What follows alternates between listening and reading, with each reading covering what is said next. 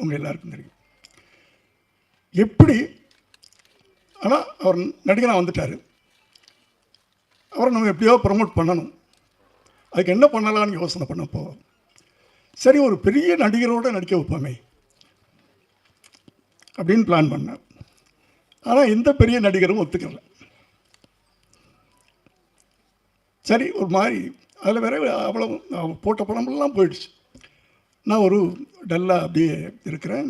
என் மனைவி சொன்னாங்க, ஏங்க நீங்கள் விஜயகாந்த்கிட்ட கேட்கல அப்படின்னு. இல்லைம்மா அவர் கேட்டால் பண்ணிவிடுவார், ஆனால் எனக்கு என்னமோ டெலிகேட்டாக இருக்குது, இத்தனை படம் பண்ணிவிட்டு எப்படி போய் கேட்குறதுன்னு தெரியல அப்படின்னு சொன்னேன். இல்லை இல்லை நீங்கள் ஃபோன் பண்ணுங்க, அவர்கிட்ட கேளுங்க அப்படின்னா. நான் ஃபோன் பண்ணுறேன். எப்போவுமே இப்போ நான் பேசுகிறேன்னா உடனே அவர் எல்லா டேரக்டர்ஸையும் ஒரே மாதிரி தான் பிஹேவ் பண்ணுவார். எல்லாத்துட்டையும் பெரிய பெரிய டேரக்டர் சின்ன டேரக்டர்லாம் கிடையாது. நான் ஃபோன் பண்ணி, விஜய் வீட்டில் இருக்காமா அப்படின்னு. ஆமாம் சார், இன்றைக்கி ஷூட்டிங் இல்லை சார், மத்தியானம் தான் சார் 2 மணிக்கு. நான் ஒரு 5 நிமிஷத்தில் வரட்டுமா அப்படின்னு கேட்டேன். என்ன சார் விஷயம்? இல்லை இல்லை ஒரு சின்ன உதவி, அதுக்காக நான் வர்றேன் அப்படின்னு சொன்னேன். வர்றேன்னு சொல்லிவிட்டு குளிக்க போயிட்டேன். குளிச்சுட்டு நான் வெளியே வர்றேன், என் பெட்ரூமில் உட்காந்துருக்கார்.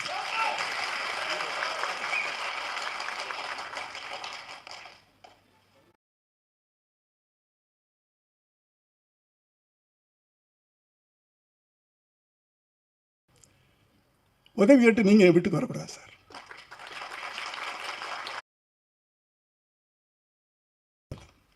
ஹியூமனிட்டி அவனை எப்படியா கொண்டாடணும்.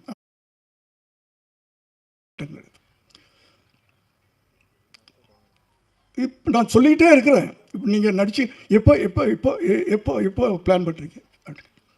நான் சொல்லி முடிக்கலை. எப்போ பிளான் பண்ணுறீங்க சார்? அது உங்களை பொறுத்த உங்களுக்கு நான் என்னைக்காவது வந்து நான் டேட் சொல்லியிருக்கலாம். 18 படத்துலையும் அவர் எனக்கு டேட் சொல்ல மாட்டார், நான் தான் டேட் சொல்லுவேன். அடுத்தது அவருக்கு படம் பண்ணணுன்னா முதல்ல ராவுத்தரை பாருங்கன்னு சொல்லுவார். ராவுத்தர்கிட்ட கதை சொல்லுங்கன்னு சொல்லுவார். எல்லாருக்கும் தெரியும். ராவுத்தருக்கு பிடிச்சா தான் இவர்கிட்ட அனுப்புவார். நான் அடுத்த மாதம் எப்போ இருந்து நான் ராவுத்தர்கிட்ட கேட்கணும், அங்கே கேட்கணும், இங்கே கேட்கணும், டைரியை பார்க்கணும், அதெல்லாம் இல்லை. எப்போ பிளான் பண்ணுறீங்க, என்ன டேட்? செப்டம்பர் 1ஆம் தேதியிலேருந்து ஒரு 15 நாள் அப்படின்னு சொன்னேன். வச்சுக்கோங்க சார், வச்சுக்கோங்க சார். என்ன உங்களுக்கு நீங்கள் ராவுத்தரை கேட்கணும், அது இது இல்லை சார், நீங்கள் வச்சுக்கோங்க, அவ்வளோதான். எனக்கு அதாவது ஒரு மனிதன்கிட்ட மனிதம் இருக்கும், இந்த அளவுக்கு இருக்குமா? அடுத்த நாளே 1 லட்ச ரூபா எடுத்துகிட்டு வீட்டுக்கு போகிறேன். காலையில் அவர் ஷூட்டிங் கிளப்புறதுக்கு முன்னாடி ஒரு கவரில் போட்டுக்கிட்டு போய் நுழைஞ்சு, விஜய் என்ன சார் இது? இல்லை ஒரு அட்வான்ஸ், இந்த படம் நான் பணம் வாங்க மாட்டேன் சார், தயவு பண்ணி. நான் உங்களுக்கு உதவின்னு கேட்டீங்க, நான் படம் பண்ணுறேன், அவ்வளோதான். நீங்கள் எதுவுமே பேசக்கூடாது, நீங்கள் போங்க. அந்த டேட்டுக்கு நான் வருவேன். பொள்ளாச்சியில் ஷூட்டிங். அப்போல்லாம் பொள்ளாச்சி வந்து இன்னொரு ஸ்டுடியோ மாதிரி இருந்த காலகட்டங்கள். 15 நாள்ன்றது இன்னும் 2 நாள் எக்ஸ்டெண்ட் ஆகுது. 17 நாள் ஷூட்டிங் முடிச்சுட்டு போயிட்டார். அதில் அந்த படத்தில் இன்னொரு பெரிய, நீங்கள்லாம் பார்த்துருக்க மாட்டீங்க இந்த ஜென்ரேஷன்லாம், செந்தூர பாண்டி. அதில் விஜயகாந்த் வந்து ஒரு பெரிய ஆக்ஷன் ஹீரோவாக உருவாயிட்டார். நான் பார்த்தீங்கன்னா ஜென்ரலாகவே எனக்கு வந்து இந்த தப்பு நடந்தால் கோபம் வரும். ரோட்டில் போய் நானே வந்து ஏன்டா அப்படி பண்ணுறீங்கன்னு சொல்லிவிட்டு அவங்களுக்கு தீர்த்து வைப்பேன், இல்லைன்னா அடி வாங்கிட்டு வருவேன். ஏதோ ஒன்று நடக்கும். அது அரசியலில் தப்பு நடந்தாலும் கோபம் வரும், சமுதாயத்தில் தப்பு நடந்தாலும் கோபம் வரும். இந்த கோபத்தையெல்லாம் எப்படி கொட்டுறது? சினிமா மூலமாக தான் நான் கொட்டினேன். ஆனால் அதுக்கு ஒரு பவர்ஃபுல்லான ஒரு ஹீரோ வேணும். அது விஜயகாந்த் கிடச்சார். அதனால தான் சொன்னாங்களே நான் 18 படம் பண்ணேன்னு. நான் எந்த ஹீரோட்டையும் போகலை, கால்ஷீட்டே கேட்குறது இல்லை. நான் கதையை ரெடி பண்ணுவேன். என் கோபத்தையெல்லாம் அவர் மூலமாக தான் கொட்டினேன் நான் படங்களில்.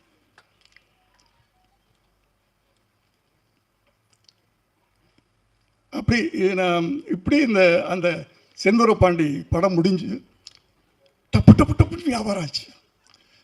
எனக்கு ஒரு பெரிய லாபம் வந்துச்சு. அப்போவும் நான் போய் கேட்குறேன், விஜய் எனக்கு இவ்வளவு ப்ராஃபிட் வந்திருக்கு, நான் உங்களுக்கு ஏதாவது கொடுக்கணும் அப்படின்னு இல்லை சார், நான் வாங்க மாட்டேன், பணம் வாங்க மாட்டேன்னு சொல்லிட்டேன்னா வாங்க மாட்டேன் அப்படின்ட்டார்.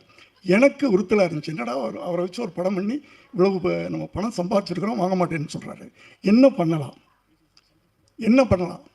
அப்படின்னு யோசனை பண்ணிகிட்டு இருக்கும்போது அவர் வீட்டுக்கு பக்கத்து லேண்டு என் லேண்டு. இதை ரொம்ப நாளாக கேட்டுக்கிட்டு இருந்தார். அவர் இல்லை, அவர்கிட்ட இருக்கிறவங்களாம் சார் எங்கள் கொடுத்தா நாங்கள் எக்ஸ்டெண்ட் பண்ணிக்குவோம் சார் அப்படின்னு கேட்டுக்கிட்டு இருந்தாங்களா. ஏப்பா விஜய் வீட்டு பக்கத்தில் நான் இருக்கக்கூடாதுப்பா, நான் இங்கே வீடு கட்டலாம்னு நினச்சிட்டு இருக்கேன், கொடுக்க மாட்டேன்னு சொல்லிட்டு இருக்கேன். ஆனால் இப்போ என்ன பண்ணேன்னா அவர் பணம் வாங்க மாட்டேன்னு சொல்லிட்டாரா, நான் நேராக ரிஜிஸ்டர் ஆஃபீஸ், அப்போல்லாம் வந்து விற்கிறவங்க மட்டும் ரிஜிஸ்டர் ஆஃபீஸ் போனால் போதும், வாங்குறவங்க போக வேண்டிய தேவையில்லை.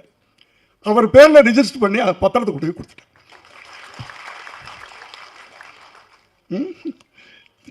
நேராக வீட்டுக்கு வந்தார் பாருங்க, ஷோபாட்டை என்னுடைய மனைவிட்டு, என்னம்மா என்னை கேவலப்படுத்திட்டார் அவர். சார் நான் உதவின்னு கேட்டால் நான் உதவி பண்ணுறேன், அதுக்கு போய் நான் பணம் வாங்கக்கூடாதுன்னு தான் நினச்சேன். நானும் சொன்னேன், பணம் கொடுக்கலையே, நான் பணமாக கொடுக்கலையே, உனக்கு பணம் கொடுத்தா தானே.